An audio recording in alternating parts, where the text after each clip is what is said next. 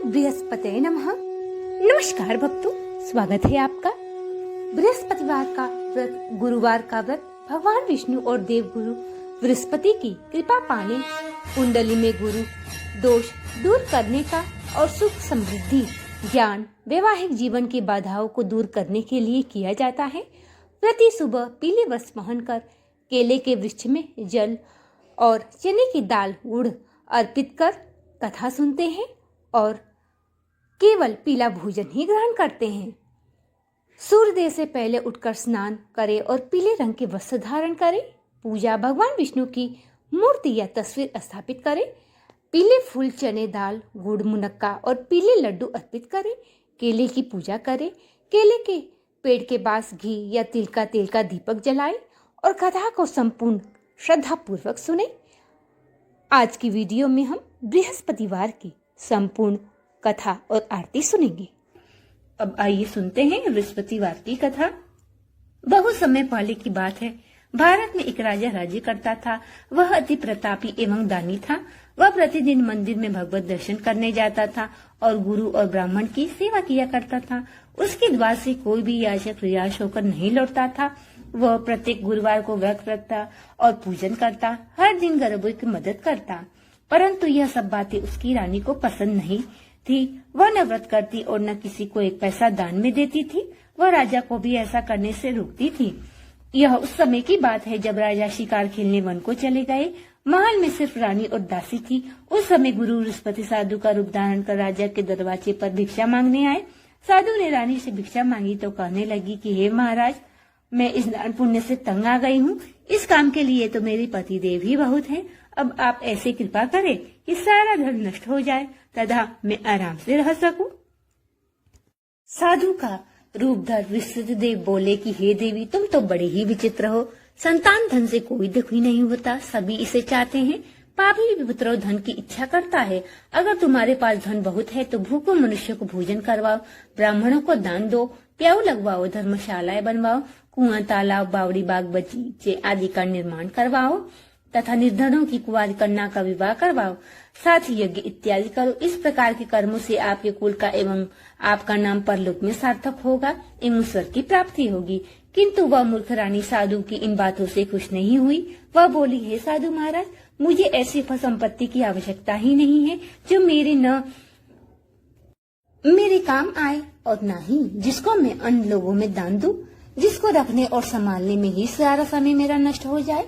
साधु ने रानी को समझाने का बहुत प्रयत्न किया, परंतु रानी अपनी बात पर अड़िग रही। तब साधु ने कहा, हे देवी, यदि तुम्हारी ऐसी ही इच्छा है तो जैसे मैं तुम्हें बताता हूँ तुम वैसा ही करना। बृहस्पतिवार के दिन गोबर से घर को लीपना, अपने केशों को पीली मिट्टी से धोना, केशों को धोते समय स्नान करना, राजा से कहना वह हजामत करवाए, भोजन में मांस मदिरा खाना, कपड़ा धोबी की यहाँ धुलने देना। इस तरह का साथ बृहस्पतिवार निरंतर करने से तुम्हारा सब धन नष्ट हो जाएगा।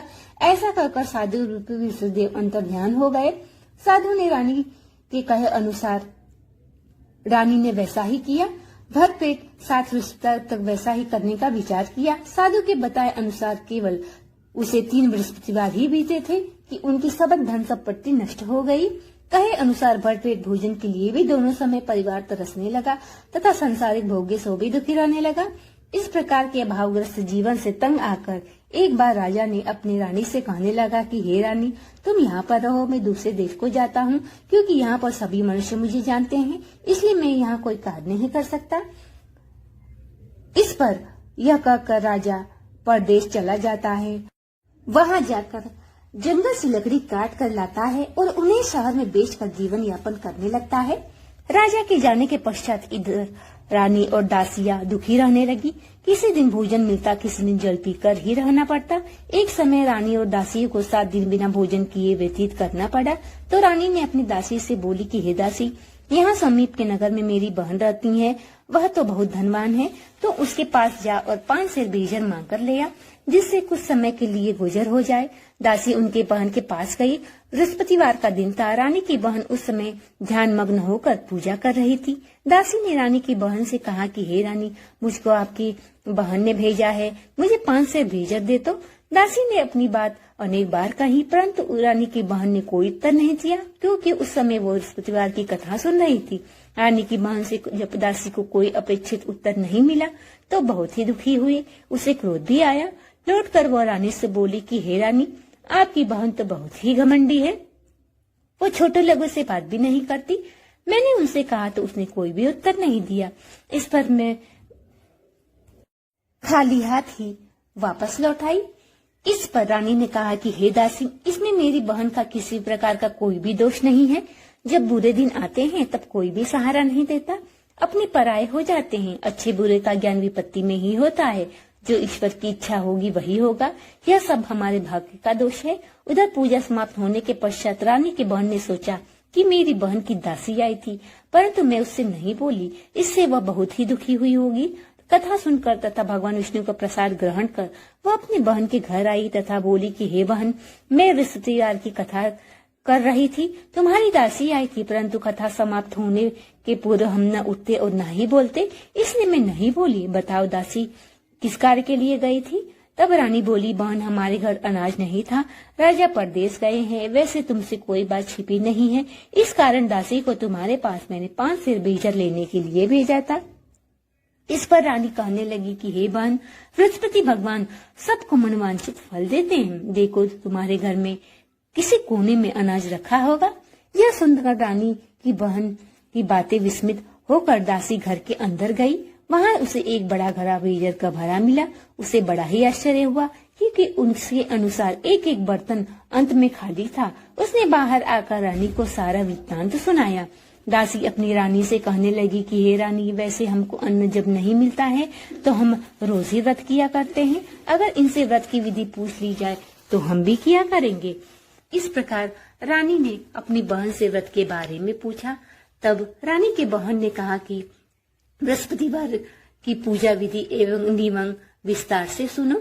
जो बृहस्पतिवार व्रत में चने की दाल मुनक्का से भगवान विष्णु का केले की जड़ में पूजन करता है, दीपक जलाता है, पीला पूजन करता है, पीले वस्त्र धारण करता है तथा प्रेम पूर्वक बृहस्पति भगवान की कथा सुनता है, इस प्रकार करने से गुरु भगवान उस भक्त से प्रसन्न होकर धन अन्न पुत्र देते हैं, मनोवांछित मनोकामनाओं की पूर्ण करते हैं। व्रत एवं पूजन की विधि बताकर रानी अपने घर लौट गई। तत्पश्चात रानी दासी दोनों ने निश्चय किया कि बृहस्पति देव भगवान का पूजन अवश्य करेंगे। 7 दिन बाद बृहस्पतिवार जब आया तो दोनों ने व्रत रखा। गुड़साल में जाकर गुड़ चना बीन लाई और उसकी दाल बनाकर केले की जड़ में भगवान विष्णु का पूजन किया। अब भोजन पीला कहाँ से आए, यह सोचकर दोनों बड़ी ही दुखी हुई, परंतु उन्होंने व्रत रखा था इसलिए भगवान बृहस्पति प्रसन्न थे। एक साधारण व्यक्ति के रूप में 2 थालों में सुंदर पीला भोजन लेकर आए और दासी को देकर बोले, हे दासी, यह भोजन तुम्हारे और रानी के लिए है, तुम दोनों ही ग्रहण करना। दासी भोजन पाकर बड़ी ही प्रसन्न हुई। रानी से बोली, हे रानी जी, भोजन कर लो। रानी को भोजन के बारे में कुछ भी पता नहीं था, इसलिए वह दासी से बोली, जा तू ही भोजन कर ले, क्यों तू व्यर्थ में हमारी हंसी उड़ाती है। दासी बोली, हे रानी, एक व्यक्ति भोजन दे गया है। रानी बोली, वह भोजन तेरे लिए ही दे गया होगा, इसलिए तू ही भोजन कर। दासी ने कहा, हे रानी, वह व्यक्ति हम दोनों के लिए 2 थालों में भोजन दे गया है, अतः मैं और आप दोनों साथ साथ भोजन करेंगे। दोनों ने गुरु भगवान को धन्यवाद एवं नमस्कार कर भोजन प्रारंभ किया। उसके बाद से दोनों प्रत्येक बृहस्पतिवार को गुरु भगवान का व्रत और पूजन करने लगी। बृहस्पति भगवान की कृपा से उन दोनों को भोजन एवं धन की कमी दूर हो गई, परंतु रानी फिर पुनः पहले के प्रकार आलस्य करने लगी। तब दासी ने कहा, हे रानी, आप पहले भी इस प्रकार आलस्य करती थी, आपको धन को संभालने एवं दान देने में कष्ट होता था, इस कारण सभी धन हमारा नष्ट हो गया। अब हमारी इतनी दुर्दशा हुई है, अब गुरु भगवान की कृपा से हमें धन मिला है, तो अब आप फिर पहले की प्रकार आलस्य मत करो। बड़े कष्टों के बाद हमें यह धन पाया है, इसलिए आपको दान पुण्य करना चाहिए।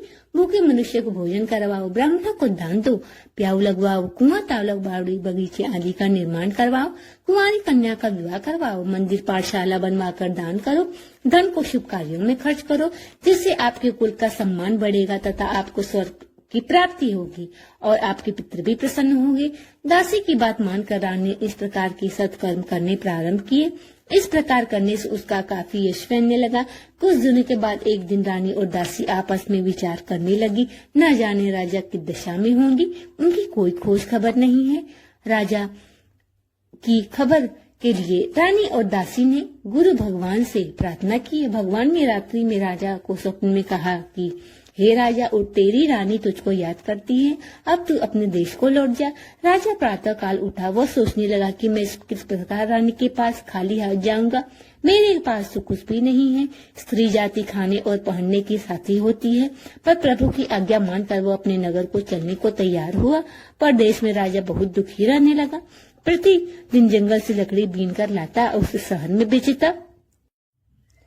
एक दिन राजा दुखी होकर अपने पुराने दिनों को याद करने लगा और बोला कि रानी की गलती से उसे कितने कष्ट और दुख झेलने पड़े। उसी जंगल में ऋषिदेव एक साधु का रूप धरकर आए और राजा से बोले, हे लकड़हारे, तुम इस बेईमान जंगल में किस चिंता में बैठे हो, मुझे बताओ। यह सुनकर राजा की आंखों में आंसू भर आए और वह साधु को प्रणाम कर बोला, हे प्रभु, आप तो सब कुछ जानने वाले हैं। इतना कहकर राजा ने साधु को अपनी समस्त व्यथा सुना दी। तब साधु रूप में गुरु बृहस्पति भगवान राजा से बोले, हे राजा, तुम्हारी पत्नी ने ऋषिदेव के दिन बृहस्पति देव का अपमान किया, जिसके कारण तुम्हारी यह दुर्दशा हुई। अब तुम किसी प्रकार की चिंता मत करो, भगवान तुम्हें पहले से अधिक धन प्रदान करेंगे। देखो, तुम्हारी पत्नी ने बृहस्पतिवार का व्रत करना प्रारंभ कर दिया है। अब तुम भी बृहस्पतिवार का व्रत करके चने की दाल, गुड़ और जल के लोटे में डालकर केले का पूजन करो। फिर कथा कहो या सुनो, भगवान तुम्हारी सभी इच्छाओं को पूर्ण करेंगे। साधु के वचन सुनकर राजा बोले, हे प्रभु, मुझे लकड़ी बेचने के पश्चात इतना पैसा भी नहीं बचता कि मैं भोजन के उपरांत कुछ बचा सकूं। मैंने रात्रि में अपनी रानी को व्याकुल देखा। इस प्रकार मेरे पास कोई साधन नहीं है जिससे मैं उसका समाचार जान सकूं। इसके अतिरिक्त मैं बृहस्पति देव की कथा भी नहीं जानता कि तो मैं यह कहकर यह व्रत धारण कर भगवान बृहस्पति देव का पूजन मैं कैसे करूं। साधु ने कहा, हे राजा, तुम किसी बात की चिंता मत करो। बृहस्पतिवार के दिन तुम रोज के नित्य भांति लकड़ियां लेकर शहर में जाओ। तुम्हें रोज से दोगुना धन प्राप्त होगा, जिससे तुम पहली भांति भोजन कर लोगे तथा गुड़ एवं चने का प्रसाद खरीद कर बृहस्पति देव की पूजा कर सकते हो। बृहस्पति की कहानी इस प्रकार है। बृहस्पति देव की कथा। प्राचीन समय में एक बहुत ही निर्धन ब्राह्मण था। उसको कोई संतान नहीं थी। ब्राह्मण नित्य पूजा पाठ करता। ब्राह्मण स्वभाव से दयालु तथा धार्मिक विचारों वाला व्यक्ति था, परंतु उसकी पत्नी बहुत मलिनता के साथ रहती थी। वह न स्नान करती और न ही किसी देवता का पूजन करती। सुबह उठते ही सर्वप्रथम भोजन करती, बाद में घर के अन्य कार्य करती। अपनी पत्नी की ऐसी आदत के कारण ब्राह्मण देवता बहुत ही दुखी रहते। वह अपनी पत्नी को बहुत समझाते, किंतु कोई परिणाम न निकलता। भगवान की कृपा से ब्राह्मण की स्त्री की यहाँ कन्या उत्पन्न हुई। वह कन्या ब्राह्मण के घर में बड़ी होने लगी। वह बालिका प्रातः काल की ही स्नान करके भगवान विष्णु का जप करती, बृहस्पतिवार का व्रत भी करने लगी। पूजा पाठ समाप्त कर पाठशाला जाती तो अपने मुट्ठी में जौ भर कर ले जाती। पाठशाला जाने के रास्ते में डालती जाती। भगवान की कृपा से वह जौ स्वर्ण के हो जाते। एक दिन बालिका सूप में उन सोने को जौ को फटक कर साफ कर रही थी। तभी उसकी माँ ने उसे देख लिया और कहा, है बेटी, सोने के जौ को फटकने के लिए सोने का सूप होना चाहिए। दूसरे दिन बृहस्पतिवार था। कन्या ने व्रत रखा। भगवान विष्णु से प्रार्थना करके कहा, हे प्रभु, यदि मैंने सच्चे मन से श्रद्धा पूर्वक आपकी पूजा की हो तो मुझे सोने का सूप दे दो।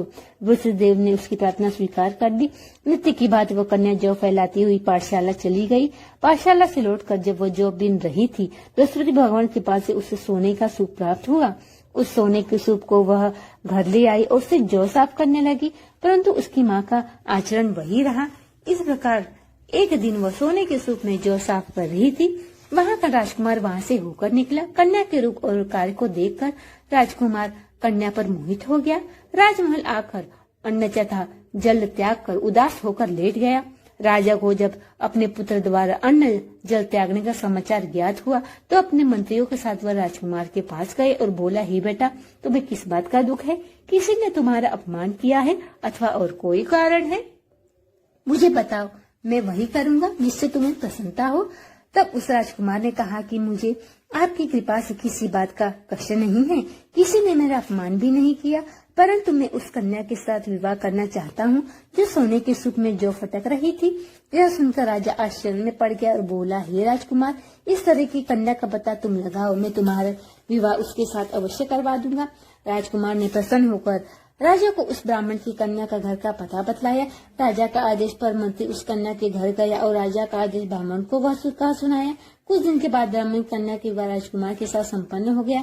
कन्या के घर से विदा होते ही उस ब्राह्मण के घर में पहले के प्रकार निर्धनता का वास होने लगा। अब तो भोजन के लिए अन्न बड़ा मुश्किल से मिलता। एक दिन दुखी होकर ब्राह्मण देवता अपनी बेटी से मिलने गया। बेटी ने पिता की दुखी अवस्था को देखा और अत्यंत ही दुखी हुई। अपनी माँ का समाचार पूछा। ब्राह्मण ने पुत्री से सवाल कहा। पुत्री ने अपने पिता को बहुत सा धन देकर विदा कर दिया। इस प्रकार ब्राह्मण का कुछ समय सुखपूर्वक व्यतीत हुआ, लेकिन धन समाप्त होने के बाद फिर वही स्थिति हो गई। ब्राह्मण फिर अपनी पुत्री से मिलने गया और सब हाल कहा सुनाया। पुत्री बोली, हे पिताजी, आप माताजी को साथ लिवा में मैं वह विधि बता दूंगी जिससे दरिद्रता दूर हो जाएगी। ब्राह्मण देवता अपनी पत्नी को साथ लेकर राजमहल अपनी पुत्री के पास पहुँचे। पुत्री माँ को समझाने लगी, हे माँ, तुम सुबह उठकर सर्वप्रथम स्नान करके भगवान विष्णु का पूजन करो तो सब दिन धनता दूर हो जाएगी। परंतु उसकी माँ उसकी बात एक नहीं मानती। वह सुबह सर्वप्रथम उठकर अपनी पुत्री के बच्चों का जूठा बच्चा खा लेती। एक दिन उसकी बेटी को अपनी माँ पर बहुत ही गुस्सा आया। उसने एक रोज कोठरी से सारा सामान निकालकर अपनी माँ को उसने बंद कर दिया। दादा कोठरी से अपनी माँ को निकाल कर तथा स्नान करा के पूजा पाठ करवाया तो उसकी माँ की बुद्धि ठीक हो गई। अब तो वह भी नियम से पूजा पाठ करती, प्रत्येक बृहस्पतिवार का व्रत भी रखने लगी। इस प्रकार से करने से वह भी अत्यंत ही धनवान और पुत्रवान हो गई। अंत में वह इस लोक का सुख भोग कर स्वर्ग को प्राप्त हुई। वह ब्राह्मण भी सुखपूर्वक इस लोक का सुख भोग कर स्वर्ग को प्राप्त हुआ। इस प्रकार कहानी कहकर साधु देवता वहां से अंतर्ध्यान हो गए। धीरे धीरे समय व्यतीत हुआ। अब तो बृहस्पतिवार का दिन आया। लकड़हारा रूपी राजा जंगल से लकड़ी काट कर किसी शहर में बेचने गया। आज उसे और दिनों से अधिक धन मिला। राजा ने गुड़ चना आदि लाकर भगवान विष्णु का पूजन किया तथा बृहस्पतिवार का व्रत भी किया। उस दिन से उसके सभी कष्ट दूर हो गए। परंतु अगला गुरुवार आया तो व्रत करना भूल गया। इस कारण बृहस्पति भगवान उससे रुष्ट हो गए। उस दिन उस नगर के राजा ने विशाल यज्ञ का आयोजन किया तथा अपनी समस्त राज्य में घोषणा करवा दी कि कोई भी मनुष्य अपने घर में भोजन न बनाए तथा आग भी न जलाए। सब लोग मेरे यहाँ भोजन करने आए। इस आज्ञा को जो नहीं मानेगा उसको सूली पर लटका दिया जाएगा। राजा की आज्ञा अनुसार राज्य के सभी निवासी राजा के भोज में सम्मिलित हुए, लेकिन लकड़हारा कुछ विलम्ब से पहुंचा, इसलिए राजा उसको अपने साथ महल में ले जाके भोजन करा रहे थे। जब राजा लकड़हारे को भोजन करा रहे थे तब रानी की दृष्टि उस खूंटी पर पड़ी जिस पर उसका हार लटका हुआ था। उसका हार खूंटी पर लटका नहीं दिखाई दिया तो उसने कहा कि मेरा हार इस लकड़हारे ने चुरा लिया है। उसी समय रानी की जिद पर राजा ने सैनिक बुलवा कर लकड़हारे को जेल में डलवा दिया। जेल खाने में बंद होकर लकड़हारा बहुत दुखी होकर विचार करने लगा, न जाने कौन से पूर्व जन्म के कुकर्म से मुझे ये दुख प्राप्त हुआ। जेल में बंद लकड़हारा भगवान बृहस्पति को याद करने लगा। तत्काल वृषदेव साधु के रूप में प्रकट हो गए। उसकी दशा देखकर कहने लगे, अरे मूर्ख, तूने बृहस्पतिवार की कथा नहीं कही एवं व्रत करना भूल गया, इस कारण तुम्हारे ये दुख प्राप्त हुआ। अब तुम किसी प्रकार की चिंता मत करो। बृहस्पतिवार के दिन जेल खाने के द्वार पर तुझे 4 पैसे पड़े मिलेंगे, उनसे तू बृहस्पति भगवान का प्रसाद मंगाना। भगवान बृहस्पति तुम्हारी पूजा करना एवं कथा पढ़ना, कथा प्रसाद स्वयं भी ग्रहण करना, दूसरों को भी खिलाना। इस प्रकार करने से तुम्हारा सब कष्ट दूर हो जाएगा। अगले बृहस्पतिवार राजा को जेल के द्वार पर 4 पैसे मड़े मिले। राजा ने पूजा का सामान मंगवा कथा का ही प्रसाद बांटा। उसी रात ऋषिदेव ने उस नगर के राजा को स्वप्न में दर्शन देकर कहा कि हे राजा, तूने जिस आदमी को जेल खाने में बंद है वह राजा है, वह निर्दोष है, उसको छोड़ दे, नहीं तो मैं तेरे राज्य को नष्ट कर दूंगा। तेरा 9 लाख हार उसी खूंटी पर लटका हुआ है। इस प्रकार राजा प्रातः जगा और लकड़हारे को बुलाकर क्षमा मांगी तथा राजा के योग्य व सुंदर वस्त्र आभूषण उसे देकर विदा किया। ऋषिदेव की आज्ञा अनुसार राजा अपने नगर को चल दिया। जब राजा वह नगर के निकट पहुंचा तो उसे बड़ा ही आश्चर्य हुआ। वहाँ पहले से अधिक तालाब, बाग, कुएं तथा बहुत ही मंदिर, धर्मशाला आदि बने हुए थे। राजा ने जब नगरवासियों से पूछा कि यह बाग, धर्मशाला एवं कुएं किसके द्वारा बनवाए गए हैं, तब नगर के सब लोग कहने लगे कि सब रानी और दासी द्वारा बनवाए गए हैं। राजा को बड़ा ही आश्चर्य हुआ, परंतु क्रोध भी बहुत आया। तब रानी ने यह सुनकर कि राजा आ रहे हैं, दासी को कहा, हे दासी, देख राजा हमको कितनी बुरी हालत में छोड़ गए हैं। वह हमारी ऐसी हालत कहीं देखकर लौट न जाए, तू दरवाजे पर खड़ी हो जा। दासी दरवाजे पर खड़ी हो गई और राजा को अपने साथ महल में ले आई। राजा ने तलवार निकाली तथा रानी से पूछा, बताओ यह तुम्हें धन कैसे प्राप्त हुआ है। तब रानी ने बताया कि हमें यह सब धन ऋषिदेव के प्रभाव से प्राप्त हुआ है। अब राजा ने निश्चय किया कि 7 दिन बाद तो सभी बृहस्पतिवार का व्रत करते हैं, परंतु मैं प्रतिदिन में 3 बार कथा कहूंगा तथा नित्य व्रत किया करूंगा। अब तो हर समय राजा के दुपट्टे में चले की दाल बधी रहती तथा दिन में 3 बार वह कथा कहता। ऐसा कहकर एक दिन राजा ने विचार किया, चलो अपने बहन के घर में हूँ आऊं। ऐसा निश्चय कर राजा घोड़े पर सवार होकर अपने बहन के घर चल दिया। मार्ग में उसने देखा कि कुछ आदमी मुर्दे को लिए जा रहे हैं। उन्हें रोककर वह कहने लगा, अरे भैया कुछ देरी मेरी बृहस्पति देव की कथा सुन लो। तब वो लोग कहने लगे, हमारा तो आदमी मर गया है, परंतु इसको अपनी कथा की पड़ी है। तब परंतु कुछ ने कहा कि हम तुम्हारी कथा सुनेंगे, कहो। राजा ने दाल निकाली, कथा कहनी शुरू कर दी। जब कथा आधी हुई तो मुर्दा हिलने लगा और कथा समाप्त होते होते राम राम करके मुर्दा उठ खड़ा हो गया। राजा आगे चला, उसने चलते चलते शाम हो गई। आगे मार्ग में उसे एक किसान हल चलाता मिला। राजा उससे बोला, अरे भैया तुम मेरी बृहस्पतिवार की कथा सुन लो। किसान बोला, जब तक मैं तेरी कथा सुनूंगा 4 हरिया जोत लूंगा। जा तू भैया अपनी कथा किसी और को सुनाना। राजा आगे चलने लगा। राजा के हटते ही बैल पछाड़ खा के गिर गए और किसान के पेट में बहुत जोर से दर्द होने लगा। उसी समय किसान की माँ रोटी लेकर आई। उसने यह सब देखा, अपने पुत्र से सवाल पूछा। बेटे ने सारा हाल बता दिया। किसान की माँ दौड़ी दौड़ी घुड़सवार के पास गई और कहने लगी, मैं तेरी कथा सुनूंगी, तू अपनी कथा मेरे खेत पर चलकर कहना। राजा ने लौटकर किसान के खेत पर जाकर कथा कही, जिससे सुनते ही बैल खड़े हो गए। किसान के पेट का दर्द भी बंद हो गया। फिर राजा अपनी बहन के घर पहुंचा। बहन ने भाई की खूब भगत की। दूसरे दिन जब राजा जागा तो उसने देखा कि सब लोग भोजन कर रहे हैं। राजा अपनी बहन से जब पूछा कि ऐसा कोई मनुष्य है जिसने भोजन नहीं किया हो, जो मेरी बृहस्पतिवार की कथा का श्रवण कर ले। बहन बोली, हे भैया यह देश ऐसा है, यहाँ लोग सबसे पहले भोजन करते हैं, बाद में अन्य कोई काम करते हैं। अगर कोई पड़ोस में हो तो देख आती हूँ। ऐसा कहकर बहन चली गई, परंतु उसे ऐसा कोई व्यक्ति नहीं मिला जिसने भोजन न किया हो। वह एक कुम्हार के घर गई जिसका लड़का बीमार था। यहाँ भी पता चला कि उसने यहाँ 3 दिन से किसी ने भोजन नहीं किया है। राजा की बहन ने अपने भाई की कथा सुनने के लिए कुम्हार से आग्रह किया तो वह तैयार हो गया। राजा ने जाकर उससे कथा कही, जिससे सुनकर उस कुम्हार का लड़का ठीक हो गया। अब तो राजा की प्रशंसा होने लगी। कुछ दिन बाद एक दिन राजा ने अपनी बहन से कहा कि हे बहन, मैं अपने घर जाऊंगा, तुम भी तैयार हो जाओ। राजा की बहन ने अपनी सास से अपने भाई के साथ जाने की आज्ञा मांगी। सास बोली, चली जा, परंतु अपने लड़के को यहीं छोड़ जा, क्योंकि तेरे भाई को कोई संतान नहीं होती है। बहन ने भाई से कहा, हे भैया मैं तो चलूंगी, परंतु कोई बालक नहीं जाएगा। तब राजा ने कहा, जब कोई बालक नहीं जाएगा तुम जाकर क्या करोगी। दुखी मन राजा अपने नगर को लौट आया और अपनी रानी से उदास होकर कहने लगा कि हम निसंतान हैं, इसलिए कोई भी हमारा मुख देखना पसंद नहीं करता। तब रानी ने कहा कि बृहस्पति देव ने हमें सब कुछ किया है, वे हमें संतान भी अवश्य देंगे। उसी रात ऋषि देव ने राजा को सपने में दर्शन देकर कहा, हे राजा उठ, सभी सोच त्याग दे, तेरी रानी गर्भवती है। राजा की जानकर अति प्रसन्नता हुई। 9वें महीने रानी के गर्भ से एक सुंदर पुत्र रूबी रत्न पैदा हुआ। अब तो राजा रानी से कहने लगा कि मेरी बहन आएगी अगर तो तू उसे ताना मत देना। जब मेरी बहन आएगी तो इसका आदर सत्कार करना। अब जब राजा की बहन ने सुना कि मेरे भाई को पुत्र हुआ है तो बधाई लेकर अपने भाई के यहाँ आई। तभी रानी ने कहा, घोड़ा चढ़कर नहीं आई, गधा चढ़ी आई। राजा की बहन बोली, भाई इस प्रकार न करती तो तुम औलाद कैसे मिलती। भगवान ऋषिदेव ऐसे ही है, जिसके मन में जो कामनाएं रहती है सभी को पूर्ण करते हैं। जो भी श्रद्धा पूर्वक बृहस्पतिवार का व्रत कथा पढ़ता है, सुनता है, दूसरों को सुनाता है, वृषदेव उनकी सभी मनोकामनाओं को पूर्ण कर देते हैं। वृषदेव उनकी सदैव रक्षा करते हैं।